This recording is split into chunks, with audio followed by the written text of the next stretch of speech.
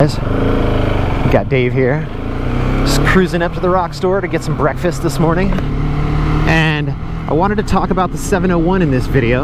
A couple different points I wanted to make, and the first thing I wanted to talk about is the only mod that I'm going to do to this bike. The only mod that I plan on buying for it, the only money I plan on spending on it, is for the Scott's dampener kit, whatever. That's the only thing I'm gonna do to it, just because the front end felt real skittish and real twitchy, and now it doesn't. And now it feels awesome, and it really smoothed out the handling of this bike. It really made it that much better for me. And then the second thing I wanted to talk about was that I am not going to do a ride till it's dry challenge on this bike.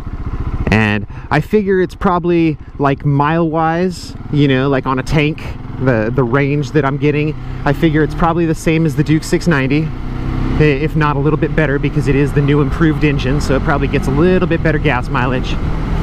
But I'm not going to do that just because I'm afraid of, like, if I have a Gatorade bottle full of gas, I always spill a little bit, like right as I'm like starting to pour it in there. Yeah, if you look at where the filler is in relationship to the muffler, about the time I spilt gas all over and it went and lit up and burnt my whole freaking bike, I would definitely feel like a fool. You know, take the chance of what if I splash a little gas and the whole thing freaking catches on fire. That would not be cool. Burn my brand new bike down doing a stupid ride till it's dry challenge. I do not think that would be a good idea. So I kind of ruled that video out.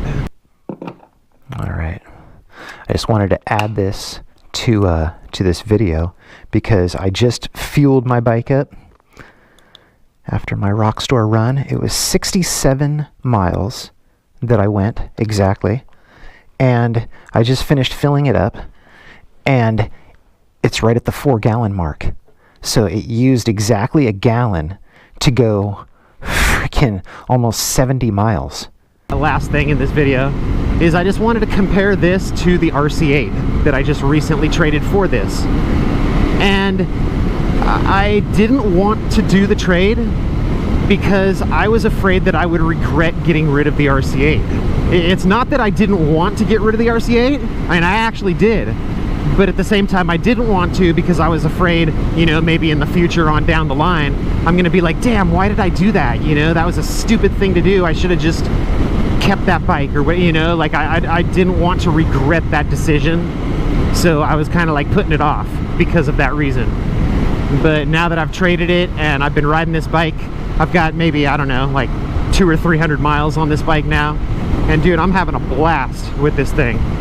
And basically, like, the comparison that I would make is the RC8 is like the best bike for the track.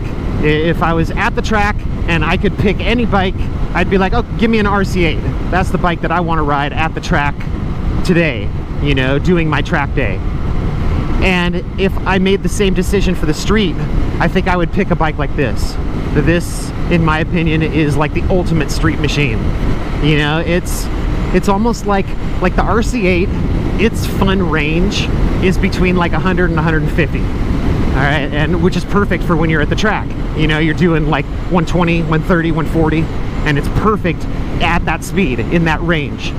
And this bike is perfect in like the 50 to 100 mile an hour range, which is exactly what you're doing up at the canyons. You're doing like 60, 70, 80 sometimes.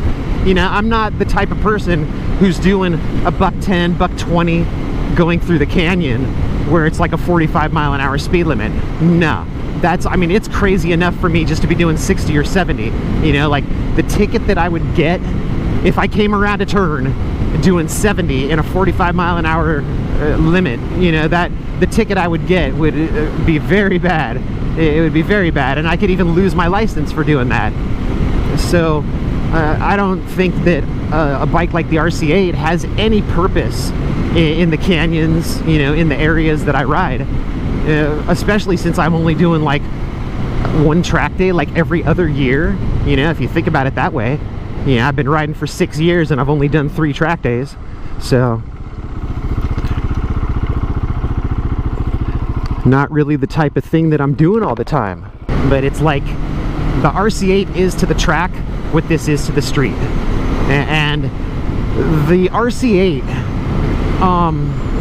the main reason why I chose that bike when I wanted a sport bike, and that was the only sport bike on the market that didn't have ABS or traction control or rider modes or any of that crap. It didn't have any of that stuff, and that's what I wanted.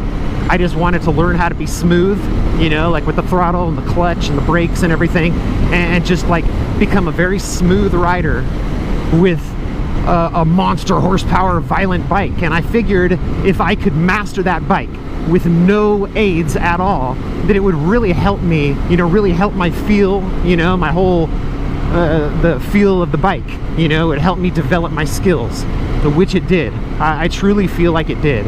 And that last track day that I did on the RC8, it was a piece of cake, dude. You know, like keeping up with people, making my way around the track, it was like no big deal. And that tells me that I've definitely learned a lot from that bike. And now this bike is teaching me a completely different lesson, because this bike, it's not really that much power, so you don't have to be as smooth with the throttle, and it's got the slipper clutch, so you don't have to be near as smooth with your downshifts, stuff like that. I mean, the RC8 had a slipper clutch, but it wasn't near as active as this bike is. You know, this bike, it's almost no decel at all, and you could be really sloppy with your downshifts, and it doesn't try to lock up the back tire. It doesn't be like, whoa, and get all crazy. You know, it's pretty chill. But what this bike is teaching me is this thing handles so good. Like the way it turns, it like edge to edge, it is so freaking fast. Like the way it's just like boom, boom, that I always end up turning in too soon now when I'm on this bike. Like I'll come into a turn and just that quick, I'm like touching the apex like before I even want to, you know. It's like it just like turns in really fast. And so now this bike is teaching me to be really smooth with my lines. You know, it's teaching me to take it easy and turn in late and just really be mellow on the controls, you know, just be really light with how much I'm pushing on the bars, and you know, just turn in late. You know, that's what I've always tried to do, but this bike turns so good that it's actually making it hard for me to turn in late. I think that's a really good thing about this bike, you know, that I'm gonna get out of this thing in the next 4 years, say, of riding it, you know, just like I got out of 4 years of riding the RC8. So I just figured I would talk about the two bikes, you know, compare them a little bit, and talk about the 701, just let you know about the only mod I'm gonna do and the video that I'm not gonna do for the ride till it's dry. So you guys have a great day, have a great weekend. I'm gonna get up here and get me some breakfast, and I will see you in the next video. Be safe out there. Peace.